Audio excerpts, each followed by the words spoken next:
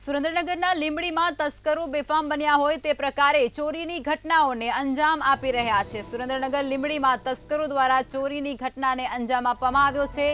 નવયુગ સોસાયટીના બંધ મકાનમાં તસ્કરોએ ચોરી કરી હતી, ત્યારે તસ્કરો દ્વારા બંધ રહેણાંક મકાનનું તાળું તોડી પાડવામાં આવ્યું હતું અને ત્યારબાદ તેઓ ત્યાંથી રોકડ રકમ અને દાગીના સહિતનો મુદ્દામાલ ત્યાંથી ઉઠાંતર કરી અને ત્યાંથી નાસી છૂટ્યા હતા। લીંબડી ડીવાયએસપીના મકાનની નજીક જ આ બનાવ બન્યા હોવાની પણ આ જાણકારી અત્યારે સામે આવી રહી છે। સુરેન્દ્રનગરના લીંબડીમાં તસ્કરો બેફામ બન્યા હોય તે પ્રકારની ઘટના આજે સામે આવી રહી છે, જે અંતર્ગત તસ્કરો દ્વારા જે બંધ રહેણાંકનું મકાન હતું તેનું તાળું તોડી અને તેની અંદર તેઓ પ્રવેશ્યા હતા અને ત્યારબાદ રોકડ રકમ સહિત દાગીનાની ઉઠાંતર કરી અને તેઓ ત્યાંથી ફરાર થઈ ગયા હતા।